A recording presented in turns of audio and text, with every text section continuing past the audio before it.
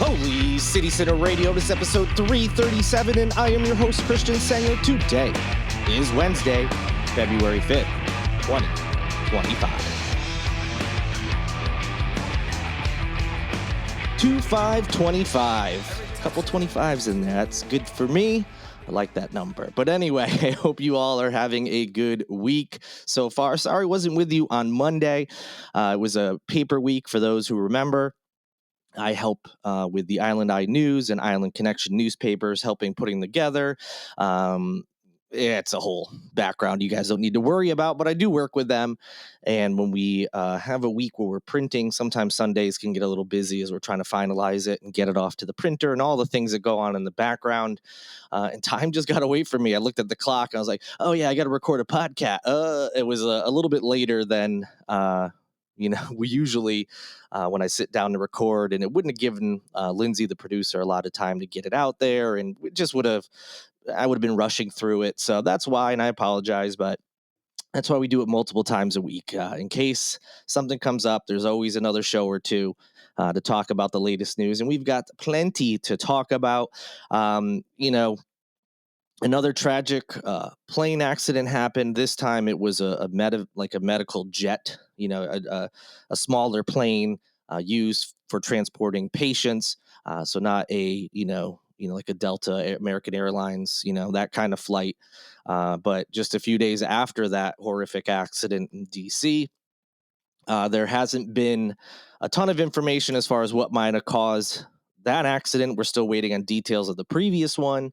But just weird how things like that happen sometimes where, back to back similar incidents will happen and that don't seem to have any kind of tie into each other than the fact that they are both involving planes and crashes and just very, very sad situations. That one, by the way, occurred in Philadelphia. If you somehow missed it, everyone on board was killed. I think it was 6 people on the plane, if I remember correctly, including a pediatric patient, a parent or guardian of some sort, medical personnel, and of course those flying the jet. And then one person on the ground died as well. So very, very sad situation. I'm certainly thinking about anyone affected by that, as well as the accident we were still reeling from as a country that occurred prior to that. Outside of that, as far as national news, don't have any other updates to discuss today. Doesn't mean things aren't going on, because boy, are there. Confirmation hearings are still going on. RFK Jr. and Tulsi Gabbard both have been passed through committee, which means they're going to go to the Senate for vote. They're expected to be confirmed there. Who knows? And of course, other executive orders and promises. We had a trade war get started since the last podcast, and that keeps shifting. Okay, tariffs are coming. Okay, we're going to hold off on the tariffs, but they may come back if we don't feel you've done enough on your end of this new bargain. So tariffs are on hold with Canada and Mexico, but a 10% tariff did begin on Tuesday with China. Depending on how long that goes, you might see that affecting prices. We'll certainly keep an eye on all that. So lots going on, but there certainly just isn't time. So let's get into the latest local news. But everything local does fit back into the national picture, of course.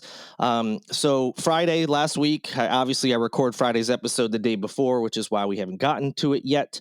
But a low-country neighborhood woke up on Friday morning and saw the United States Immigration and Customs Enforcement out in full force. That, of course, is ICE, ICE. You might know it better by that acronym. Agents were serving warrants in Goose Creek. Specifically, at least part of their day was spent in the 100 block of Brick Greens Road, and they were there before 8 a.m. on Friday.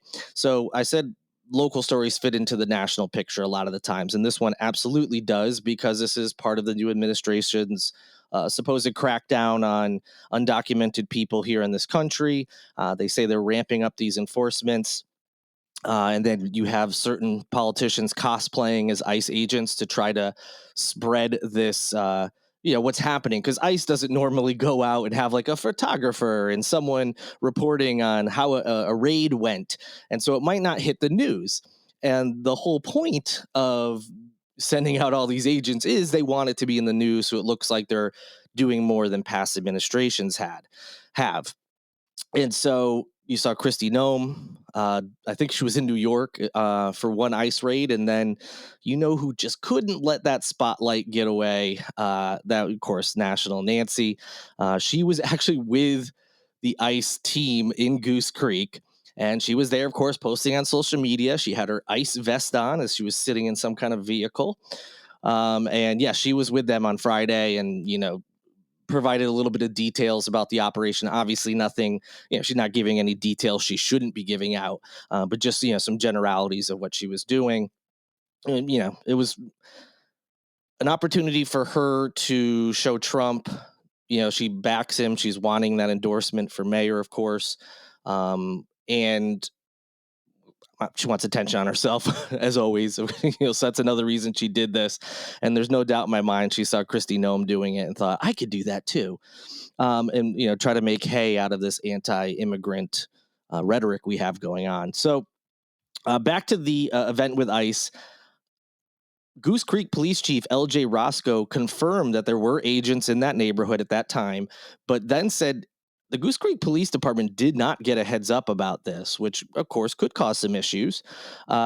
He said that at one point someone from ICE tried to say, "Oh no, we definitely tried to reach out to you," and then he looked into it and said that no, they in fact never called the Goose Creek Police Department. So ICE went ahead and did this operation without giving them a heads up. Not a huge deal, but the local police should certainly know what's going on, because best case, they're going to get phone calls like from neighbors or whatever, like, hey, what's going on? And they're going to be like, we have no idea. And then they might race to the scene if they're not really sure what's going on. And, any manner of things can happen on the way to the scene and at the scene. So I don't know quite what that was all about. I think maybe not saying Goose Creek Police Department would be an agency to do this, but I think there's some worry that if there's any advance notice whatsoever, people whose sympathies may lie with the people in their community versus, say, a government agency might give a heads up to some folks. That's speculation on my part, but who knows?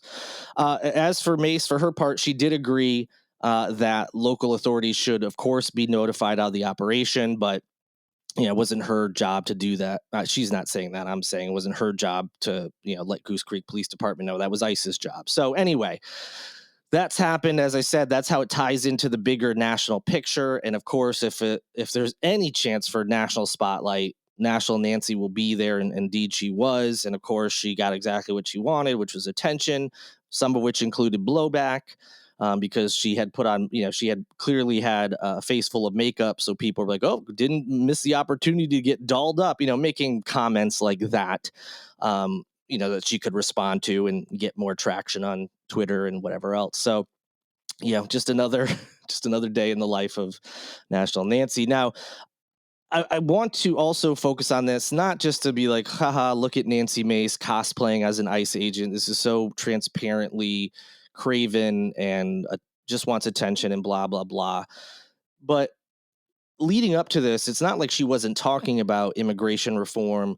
Well, if you want to call it talking about it, when she's putting out these tweets about how all illegals should be removed from the country, and just a lot of anti immigrant rhetoric. Now she would say it's anti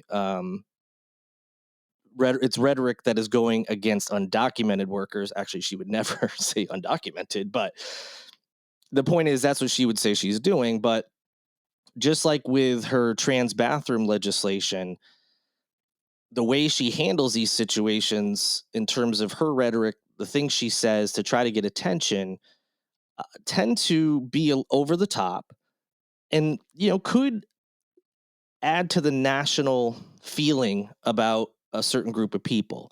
When politicians are constantly railing against a group and signaling out, the worst of the worst bad actors in that group, people start to associate everybody in that group with bad actors, and can lead to unintended consequences. I certainly don't think Representative Mace or I shouldn't say any other. There's some that may, but I would imagine most politicians do not want violence in their communities, do not want vigilante justice and things like that. But when you're constantly pushing this over the top rhetoric, it can lead to real life circumstances. Now, This next story, I don't know if it relates to Nancy Mace's rhetoric specifically or even the country's rhetoric, but it certainly seems that way. A man is facing additional charges out on Sullivan's Island after a just wildly racist incident that occurred also this past Friday. So, two additional kidnapping charges have been set against Sean Michael Emmerich Johnson following a continued investigation into a viral social media video that showed the Hugie man going on a racist tirade and impersonating an ICE officer. This is all according to Sullivan's Island Police Department. The video, which appears to be taken by one of the men in the car, which I'll get to in a moment, is available all around on social media as well.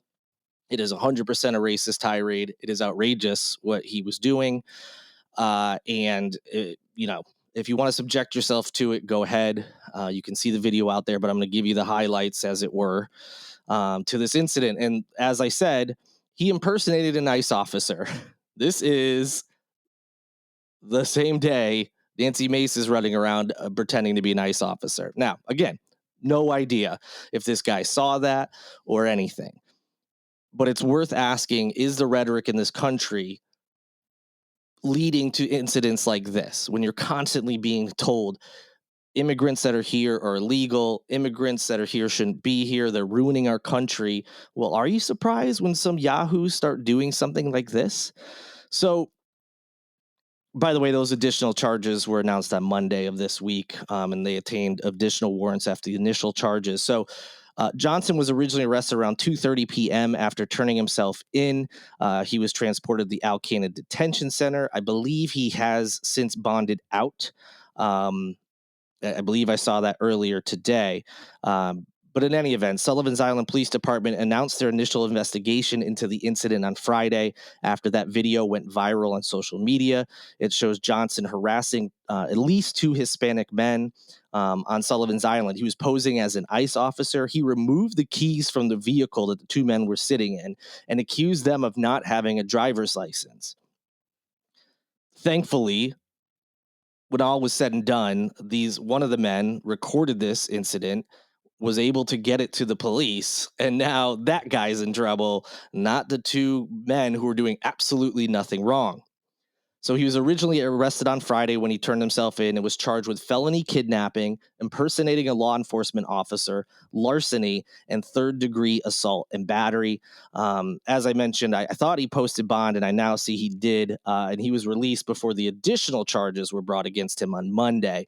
So things aren't going so well for Mr. Johnson there. Again, he says some racist things. He's acting as if he's an ICE officer. He saw two Hispanic men. I have no idea what led up to it. If they were just sitting in their car, maybe they were on a break, maybe they were finishing up work or something on the island. Who knows? But it appears they were on like a side road. It appeared to be like in a truck, but I couldn't really tell. And yeah, this guy just harassing them just because of their skin color. And again, it's hard not to think maybe the stuff we're seeing on the national level can lead to things like this. Again, as I said about Nancy Mace and her anti-trans tirade she goes on, there can be a discussion about things. There can be a discussion about immigration and security at the border, and what do we do with people that are here already and are undocumented? What's the best course of action? There's conversations to be had. The way you have those conversations can make a world of difference as far as how the rest of the country is perceiving it. Now, of course, outrage culture is big on both sides of the aisle. Even if you don't follow politics, people get outraged over celebrity gossip and things, sports teams. When you're mad about something, you get fired up to try to do something. Depending on the situation, trying to do something to fix that problem, or maybe just rage tweet or rage text a friend or something. I'm thinking like sports games and things like that. But it forces people to act in some way. The more you act, the more involved you might be, and then may vote for a candidate who got you all fired up in the first place about this incident. I get that. And I know both sides do it. I know, again, other outside of politics, this is what drives social media engagement, people staying on social media because they're mad and arguing about things and et cetera. So I know they're using it to their advantage. They want to prey on people's emotions. This is nothing new. But it just seems there should be a little bit more conscious about how you're relaying things, what you're saying, and not demonizing an entire group of people because of either actual actions from some people in that group or alleged actions by some people in that group. It's irresponsible and unbecoming, and as a politician, I get it. You want to drum up support for your whatever your cause is. You want people on your side, but this is like constantly dehumanizing. Like Nancy Mace, prior to this ICE raid, there was some article about a bunch of undocumented people being we're going to be brought to an airport or something, and we're going to fly out to be brought back to it. I forget what country now. They're going to be going back to whatever country that they originally came from. And she like retweeted this story and said something to the effect of, oh, great. Can we live stream it or broadcast it live? Something like that. So she wanted, her tweets basically, can we watch these people get kicked out of our country? Now, even if they were here, they were undocumented, which apparently they all were, and that's why they're going back. What is with this glee? I want to watch this on TV. I want to watch a live stream of these people being sent back. Like what?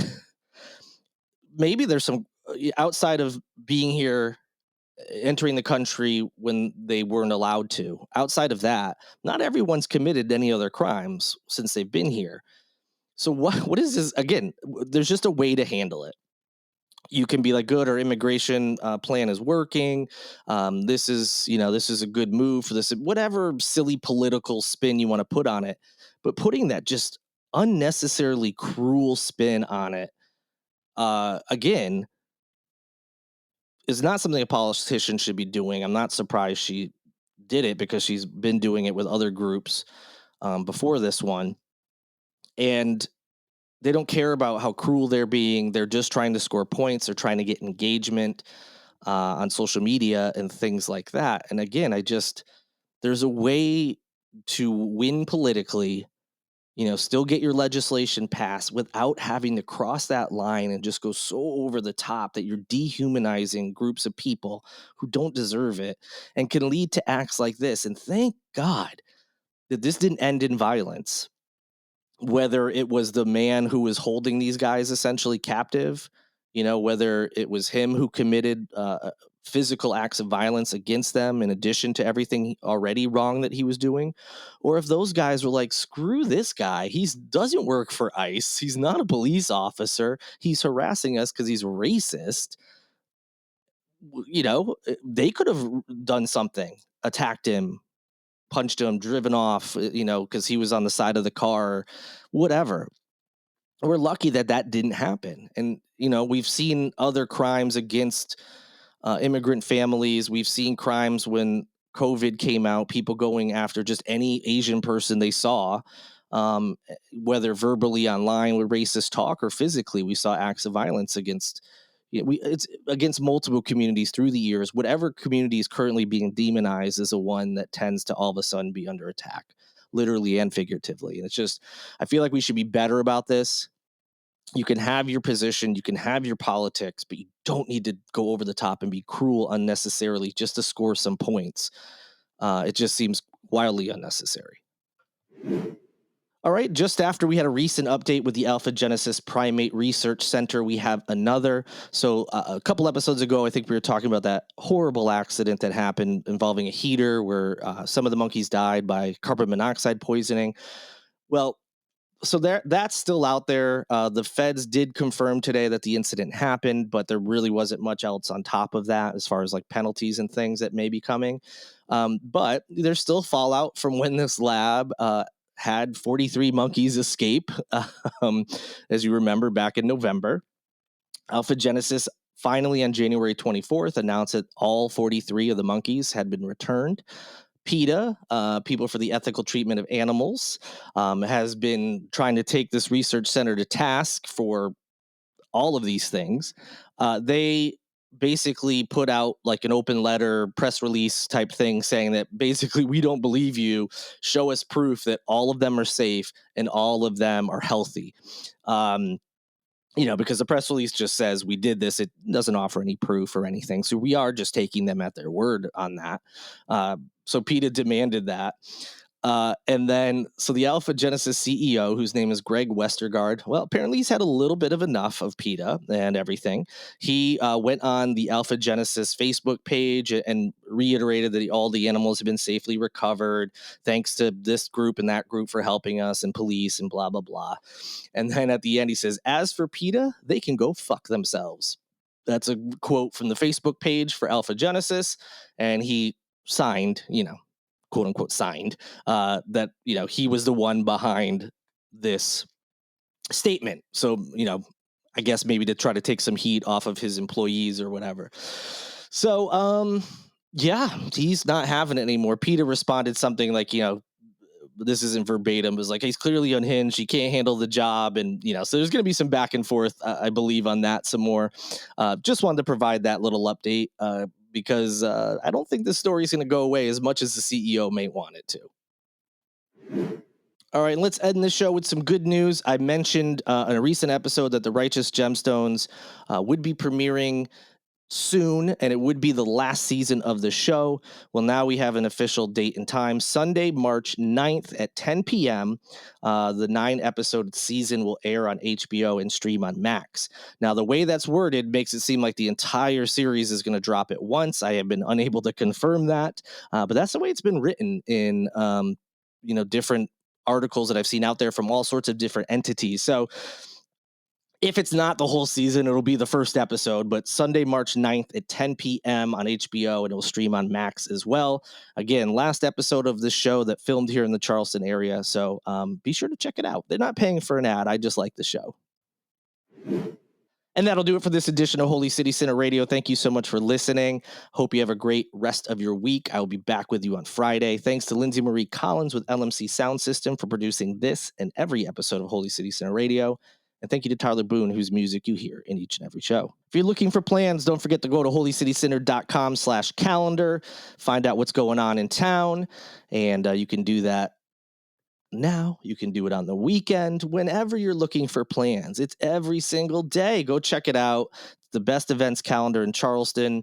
Am I biased in that? Yes, of course. Have I tested that against anything? No, of course not. Just go ahead and believe me, all right? And head over there if you need plans. Again, I'll see you on Friday. Until then, good night and good luck.